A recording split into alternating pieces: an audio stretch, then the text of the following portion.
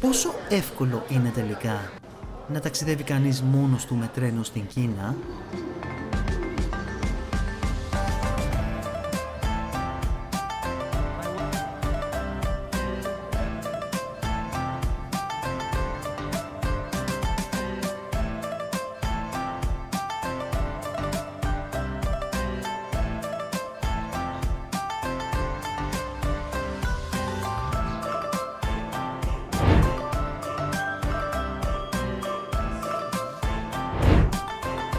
Δεν θα πω ψέματα, το Πινγκιάο ούτε που το είχα ξανακούσει.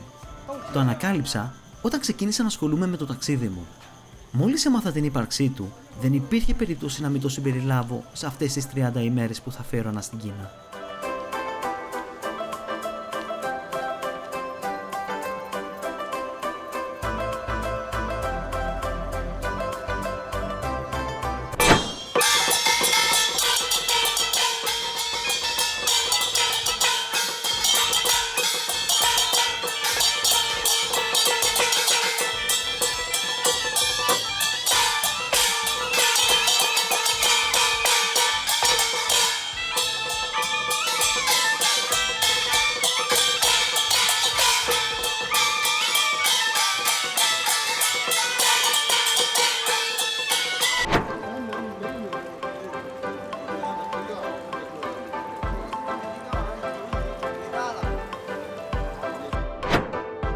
Για ποιο λόγο να επισκεφτείτε αυτή την αρχαία και οχυρωμένη πόλη? Η Πινγκιάο θεωρείται η καλύτερα διατηρημένη κινεζική αρχαία πόλη που υπάρχει.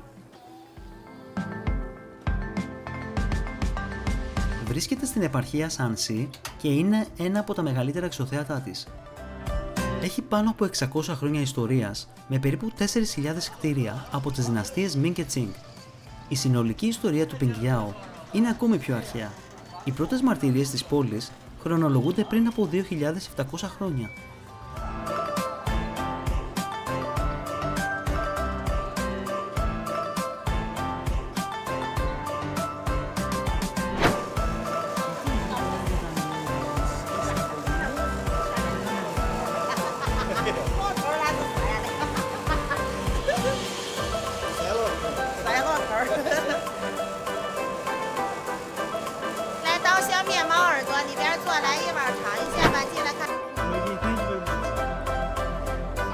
Χτίστηκε τον 14ο αιώνα και καταγράφηκε στον κατάλογο παγκόσμιας κληρονομιάς της UNESCO το 1997 ως ένα εξαιρετικά καλοδιατηρημένο δείγμα παραδοσιακής πόλης της εθνότητας Han.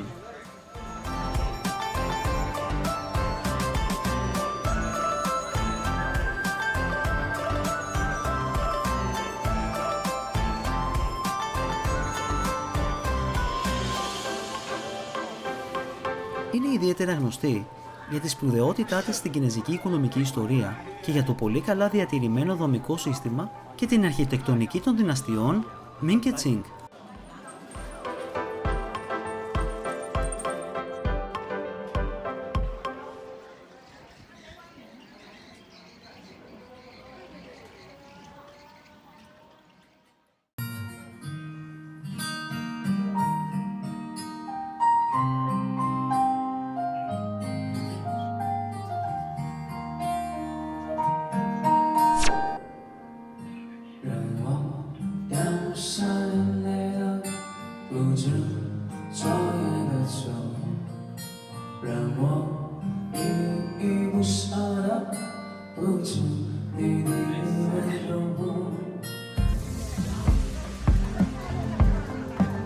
Η Πινγκιάο έφτασε στο αποκορύφωμά της τον 19ο αιώνα ως το οικονομικό κέντρο της Κίνας, καθώς οι έμποροι της επέκτηναν τις επιχειρήσεις τους σε όλη τη χώρα.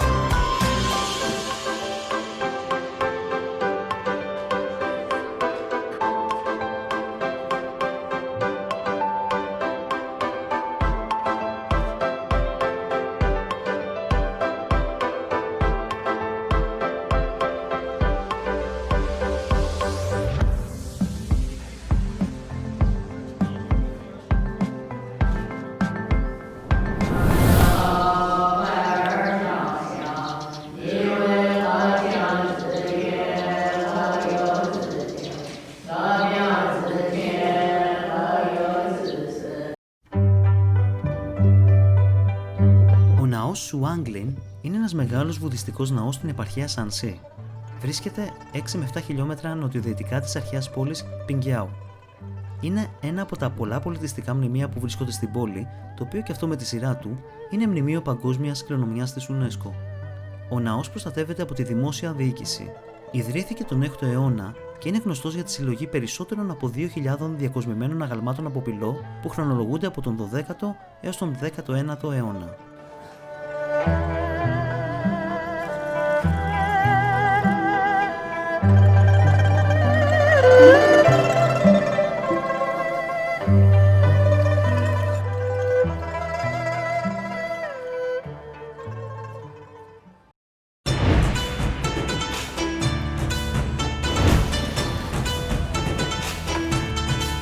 Μετά από 3 ώρες περίπου με το τρένο, είχα φτάσει στη Σιάν. Η Σιάν έχει μια ιδιαιτερότητα. Είναι η πιο όμορφα φωτισμένη πόλη της Κίνας το βράδυ. Όχι στην ποσότητα, αλλά στην ποιότητα. Όχι γιατί υπερτερεί σε φωτισμένα κτίρια και ουρανοξύστες, σε αυτό κερδίζουν σίγουρα οι μεγαλοπόλεις της Κίνας, αλλά γιατί κάθε κτίριο, παγόδες και ναοί της είναι με άρτιο τρόπο φωτισμένα. Χωρίς υπερβολικούς φωτισμούς και γιγαντοοθόνες, καταφέρνει να σε κερδίσει επάξια το βράδυ της.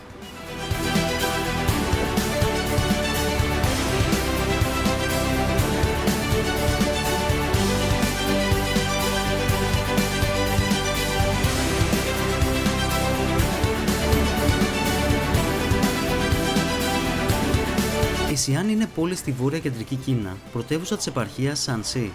Η πόλη, σύμφωνα με υπογραφή του 2010, έχει πληθυσμό 8.467.837 κατοίκους.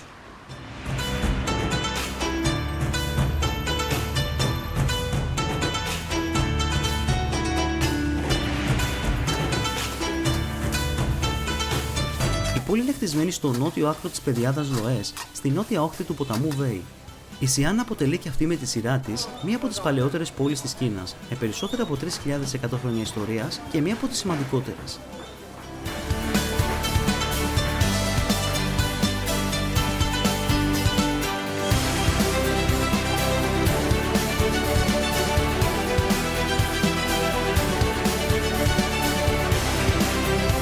Σήμερα είναι μία από τις μεγαλύτερες και πιο βιομηχανοποιημένες πόλεις της Κίνας και συνεχίζει να αναπτύσσεται με γρήγορους ρυθμούς. Είναι σημαντικός τουριστικός προορισμός λόγω των ιστορικών μνημείων της και διαθέτει περισσότερα από 30 πανεπιστήμια και κολέγια. Η επόμενη μέρα θα ήταν αφιερωμένη στο σημαντικότερο αξιοθέατο αυτής της περιοχής, που δεν είναι άλλο από τον πύληνο στρατό. Ο στρατός από τερακότα ή πύληνος στρατός βρίσκεται στο μαυσολείο του πρώτου Κινέζου αυτοκράτορα Τσιν Σι Χουάνγκ στα ανατολικά της πόλης Σιάν στην Κίνα.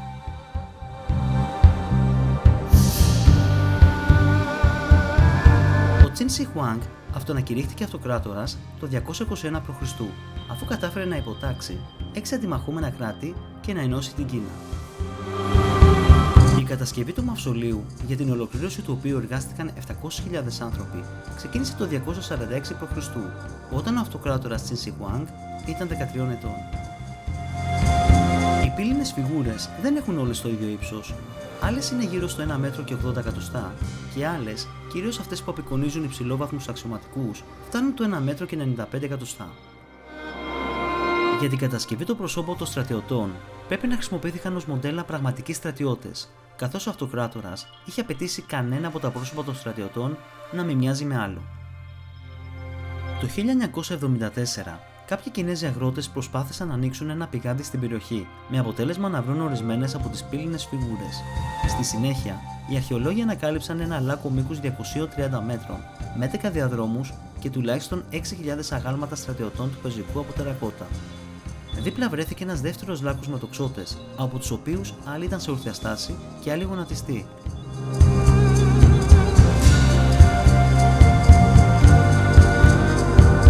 Συνολικά, οι πύληνες στρατιώτες είναι περίπου 8.000. Υπάρχουν επίσης 130 πύληνα άρματα με 520 άλογα και 150 άλογα ιππικού.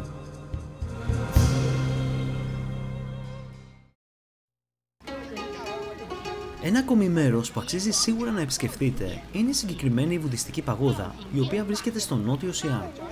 Αρχικά χτίστηκε το 652 κατά τη διάρκεια της βασιλείας του αυτοκράτορα Γκάοζονγκ, της δυναστείας των Ταγ.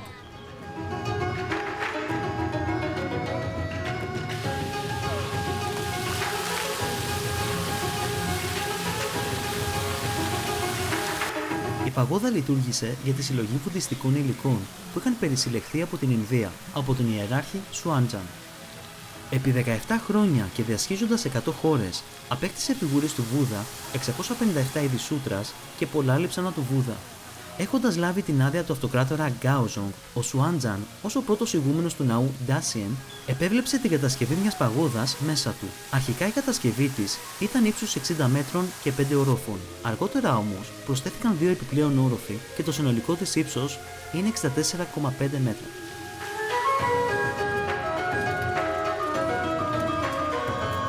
Φυσικά, μπορείτε να μπείτε και εσωτερικά, πληρώνοντας το αντίστοιχο αντίτιμο και να ανεβείτε σε όλους τους ορόφους της. Η θέα από εδώ σίγουρα θα σας ανταμείψει.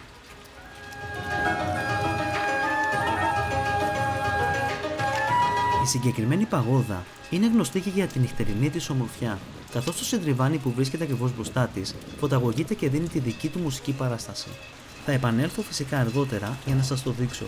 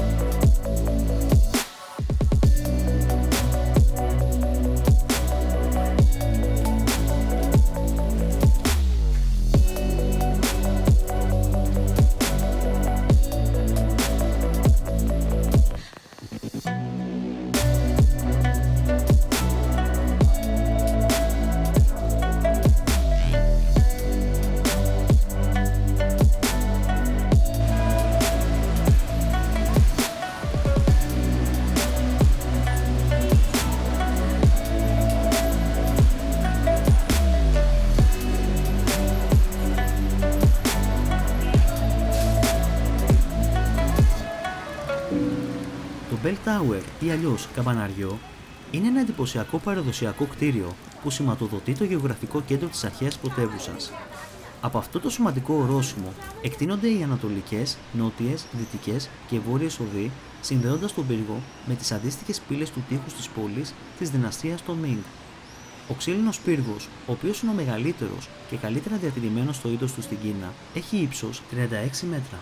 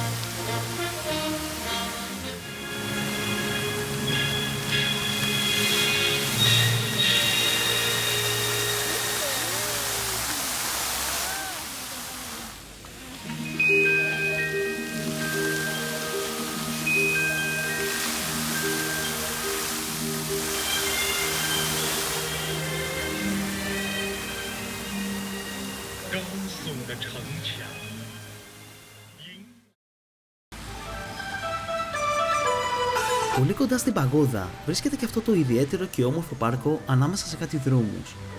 Σας αφήνω με αυτό σήμερα και ευελπιστώ να είστε εδώ και στο επόμενο μέρος του ταξιδιού μου, στον 4ο και 5ο προορισμό, που πραγματικά δεν θα μοιάζουν με τίποτα από όσα έχετε δει μέχρι τώρα. Καλή συνέχεια και να θυμάστε πως το καλύτερο, ομορφότερο και πιο ακριβό δώρο που μπορείτε να κάνετε εσείς στον εαυτό σας είναι ένα ταξίδι.